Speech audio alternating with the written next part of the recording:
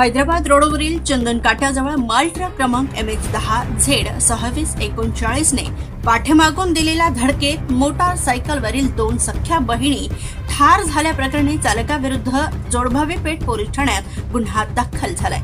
अपघात हा 29 ऑगस्ट रोजी दुपारी 2:30 वाजण्याच्या सुमारास झाला होता। अपघातात जयंती कमलाकर उदगिरी वय 43 राहणार विजापूर रोड व ज्योती यशवंत बडगंची वय 53 राहणार न्यू पच्छापेठ असे ठार झालेल्या दोघा बहिणींची नावे आहेत। त्या काही कामानिमित्त मुळगावकडे गेल्या होत्या तेव्हा अपघात झाला।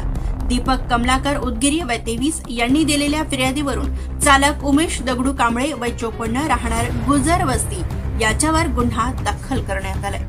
Subscribe now and press the bell icon. Never miss an update.